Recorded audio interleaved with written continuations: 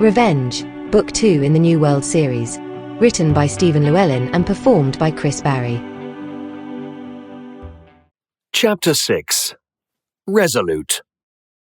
Jones stood atop the hijacked personnel carrier, steadying the ladder.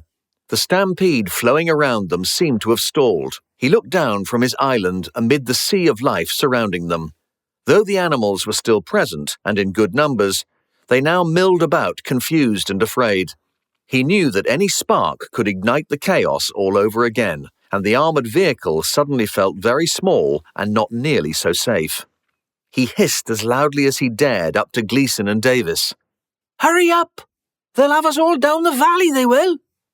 Jones was not easily perturbed, but this was hardly lambing season in Llanberis, and he was becoming more edgy with each passing second. Some of the smaller animals now attempted to jump up onto their vehicle to avoid the crush, trespassing well into his personal space. High above, Gleason continued with the cool bearing of a career explosives man. Davis, on the other hand, kept looking around nervously. "Hurry up, sir. Jonesy's going to explode if we don't get out of here soon." "Patience, mate. You don't want me to rush these babies." They were deep inside one of the rocket nacelles at the rear of the enemy battleship, setting several bundles of high explosives. All that remained was for Gleason to sink their charges and detonators so they could be set off as one. Their outrageous scheme of starting a dinosaur stampede to cover their actions seemed to have worked thus far. A little luck had come their way too, in the shape of the armoured vehicle. Also, had it not been for the mating pair of Oxalea gingering up the chaos outside, the stampede may have petered out long since, maybe not even getting as far as the enemy. However, Jones, who was outside, struggled to see it that way. Indeed, the movement of something huge out in the darkness made him feel more and more that his luck was actually up a well-known creek. Out in the noise and the murk, that something was nevertheless clearly headed his way. All the floodlights set up by Schultz's people to light their compound had been torn away by the stampede, and it was now almost completely dark. He squinted at it, then looked off to one side to fool his retina. He could not discern its form, but he could guess. The beasts all around him were less confused by darkness, their other senses telling them unequivocally to run. The herd's sudden jerk to movement was like standing in the middle of a flock of birds as it darted in a different direction. Why this happens is often incomprehensible to humans. Jones, on the other hand, was only too aware of what had caused this startled reaction, despite fervently wishing not to know. A shape coalesced from the darkness. It seemed the proverbial creek had not merely swallowed his paddle, but also his life jacket, homing beacon, radio, map, compass, emergency rations, and any chance at all of survival. It was terrifyingly close now, and even more terrifyingly large, making noises that were neither friendly nor welcome. Jones swallowed. "Well, damn me. No paddle, and now there's a hole in my boat as well, isn't it?" At the last moment, he found his voice. "Commander! We're seconds from death! Seconds!" Jones was as brave as a lion, but really had no alternative. He abandoned the ladder and dropped into the vehicle below. The jaws snapped shut, exactly where he had balanced on the bottom rung a mere second ago. The ladder simply disappeared. They never even heard its lightweight alloy remains strike the outer hull of the vehicle, so deafening was the roar of frustration right overhead. The huge snout followed Jones down his rabbit hole and jammed inches away from the Welshman's chest. He screamed in spite of himself. "Close the hatch!" O'Brien shouted unhelpfully from the cab. "What?" His world, shrunken to a premaxilla of very indelicate protruding ivory and the stink of rotting fish, Jones was terrified beyond rational speech. O'Brien ducked into the rear compartment, her furious expression morphing to full-blown alarm as she stared wide-eyed and mouth open.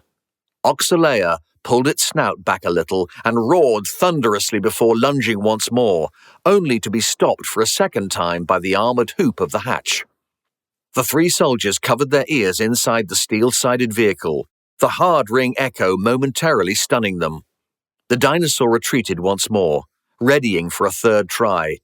Jones shook his head to clear it and seized the opportunity to fling himself further back into the load area. Above it all, standing at the edge of the rocket nacelle, Davis shouted, Sir, it's too late! Gleason walked to the edge and looked over. Where's me bloody ladder? Gone, sir. The commander glared balefully down at the Spinosaurid as it tried to break into his newly acquired hardware like a tin of tuna. No, you don't, matey. He tore open a Velcro pocket in his flak jacket and pulled out 2 cigar-shaped cylinders, each around 15 centimeters in length. He turned to Davis. Dingo wingers, he said, as if this explained everything. Cover your ears. Flicking a small switch on each device, he dropped them both onto the animal's head before turning away and covering his own. The flash bang was loud. Vocalizing something between a continuous roar of indignation and a whimper of fear, the male Oxalia turned and fled, head down, back into the forest, like a spaniel from a bee. Gleason watched him go with a half grin. Now, I don't pretend to be Dr. Doolittle, but I swear I understood every word of that. From their vantage point, and despite the deepening gloom, the 2 men could just make out the slightly smaller and presumably female Oxalea in the middle distance. They could certainly hear her, glutting blood, bone, flesh, and bowel from a downed mare. It was disgusting. He split and left her behind, was all Davis could find to say. Gleason shrugged. Maybe they weren't that serious. The tannoy boomed. Attention all crew and passengers. This is Lieutenant Singh. The New World will separate from Factory Pod 4 in T-5 minutes. All personnel should make their way to their stations immediately before the hatches are sealed and locked down. Captain Baines to the bridge. Repeat. Attention all crew and passengers. Baines tuned out the repeated message. So many mission variables had made it impossible to set a precise time for Gleason's attack. They aimed to hit the enemy ship as darkness fell, or very soon afterward. There was little the New World's crew could do but be ready in advance, for a sign that could arrive at any moment. Singh's announcement coincided with the coming of dusk. The Sarge still watched and waited from his eyrie near the top of the ship. The engineering staff still ran their final checks prior to launch. Only the captain was not where she should be. She decided to put that right immediately, setting off at a jog through the empty corridors of her ship. With every step, her heart beat a little harder, forcing blood, oxygen, and adrenaline around her system, and with it returned the confidence and vigor that movement brings. The further she ran, the better she felt. When in doubt, she panted, doing anything feels a lot better than doing nothing. Hang on, James. We're coming. The atmosphere was highly charged by the time she re-entered the bridge to take the captain's seat. Singh was at the helm, with Tim and Patricia Norris taking seats at science stations. Catching a few calming breaths, Baines' hand hovered over the controls for the public address system. As Singh turned and nodded, she opened a ship-wide channel once more and forced calm into her voice. "This is Captain Baines. The New World is about to separate from the pod. All hatches will be sealed in 60 seconds. This is your last chance to reach your stations." Pausing to allow any stragglers to understand the message and act upon it, she pondered what to say next. She wanted to leave them with hope, but her recent experience had left her fractured. Taking another deep breath, she continued, "We will do everything possible to prevent the enemy from bringing their weapons to bear on our position here. This is a military situation, and I expect you all to follow any order from Major Ford White as if it were my own." The calmness she was able to effect replenished her strength, the one feeding on the other in a sort of internal loop as she took one last moment to steady herself. "To all our people, it has been my honor to know you and to serve you. Stay united and stay strong. We will launch shortly, and fully expect to return to you shortly after that. Should we—" She paused momentarily, choosing her final words with care. "Should we be delayed, My instructions are that Major White take my place on the Triumvirate Council with Mother Sarah and Dr. Patel until I or Captain Douglas return. Good luck, everyone, and take care of one another. Baines out." She closed the channel and watched the remaining seconds drain away before ordering Singh to lock down all the hatches and release the docking clamps that tied the New World to the pod. Hydraulics hissed and whished along the top, front, and rear of the pod as the mechanisms disengaged. There was no discernible movement, with both pod and ship settled into the soil as they were. "This is Baines to the Sarge. Anything to report?" Sergeant Jackson's voice came back strongly through the internal comm. "Nothing yet, Captain. Rest assured, when it kicks off, you'll be the first person I call." Baines smiled. With little else certain, it felt good to at least know who her friends and enemies were once more. They were about to go hunting. Nerves already taut as guy ropes, the loud bang on top of their armored vehicle made the 3 soldiers inside jump. Then came the voices. "Ow. That was further than it looked. Davis, be careful. Try and roll with it." "Ah, bagger. Are you 3 on a coffee break in there? Where's the hatch? I can't see a bloody thing." Recognizing the silver tones of her leader, O'Brien climbed up through the hatch. She was just helping Gleason find his way down when a second bang rang through their steel enclosure, followed by a string of bad language. Passing the commander down, O'Brien went back to help Davis. Hands wrapped around his ankle, Davis spoke through gritted teeth.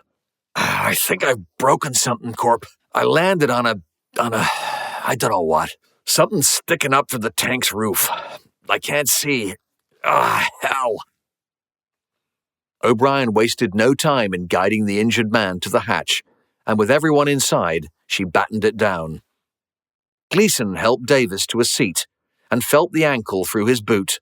He reached for some painkillers from a jacket pocket. "Leave the boot on and keep it tight. But you already knew that, right?" Over his shoulder, he called, "O'Brien, get us around to our shuttle on the other side of the compound, towards the front of the ship. And don't try anything clever like leaving the area, because they're bound to fire on us if you do." O'Brien's look of disquiet prompted him to add, "Drive steady, okay? Like we belong here." He was interrupted as the vehicle's comm crackled to life. They looked at one another and then stared at the piece of equipment in stunned silence, as if it might tell them what to do. Schultz looked out of a bridge porthole, though there was little to make out in the darkness. The rumble and clamour seemed to have stopped, the stampede now diminished to a few stragglers. She was about to turn away when movement caught her eye. Something large traversed what was left of their compound. "Captain, one of our personnel carriers is moving out there." Meritus looked pleasantly surprised. With all his calls going unanswered, he had feared the worst. "Survivors? This is great." He activated the comm. "This is Captain Meritus to the driver of the personnel carrier. We're glad you made it. Do you have any others with you?" No response. Leaning against the open hatchway that led from the rear compartment to the cab, Gleason pushed off to drop heavily into one of the front passenger seats next to O'Brien. Neither could tear their gaze from the comm, now flashing accusingly at them. "What do we do, Commander?" "Drive. Slowly." Already inching forward, loath to show any lights, O'Brien continued cautiously away from the rear of the ship. "Does this thing have infrared, Jen?" "Probably, sir, but I haven't had chance to find my way around the controls yet." "Fair go. Keep her steady, then. You're doing great." As they made their way around to the far end of the compound, the comm crackled again. "This is Captain Meritus to the driver of the personnel carrier. Please respond. Meritus to any sentries. Please respond." "Now who's this wombat?" O'Brien shrugged. "He seems to care about finding survivors, so I doubt he's related to the witch." On the last word's bridge, Meritus frowned. He was about to activate the comm again when Schultz snapped at him. You're wasting your time, Captain. Fire on that vehicle. What? She rounded on him angrily. Clearly this stampede was the first phase of an attack. Attack? By whom? You assured us that the New World's crew were a broken and beaten people. With just a hint of mockery, he added, Left without a credible leader, you said. Besides, that vehicle has borne the brunt of a massive attack by stampeding dinosaurs of all things. It's quite likely damaged. And if so, it's not much of a stretch to believe the driver might not be receiving us. Or perhaps he or she is, but can't answer. Don't be a fool, Meritus. There's more going on here. Now follow my orders. He pointed out of a porthole.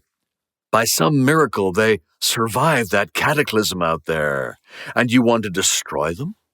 That's a direct order, Captain. Meritus's response was lost in the explosion. Captain, this is your call. Thanks, Sarge. Seal your hatch and get yourself to the bridge. We're going for a ride. Baines took a deep, steadying breath. Sandy? Singh nodded. We're good to go, Captain. Checking pre-flight status. Within what seemed like moments, the Sarge entered and ran to one of the vacant bridge seats, strapping in with a nod to Baines. Singh opened a channel to engineering. Hero, are you guys ready down there? We've got the green light. The answer came from Giorgio Bacchini. Hero is just finishing something off, Lieutenant, but he's giving the thumbs up, so please proceed with engine pre-start. Thanks, Georgie. That's affirmative. Right, hang on, everyone. We're still partially capsized, so this is likely to be a bumpy takeoff. I carried all that fancy gear up there for nothing.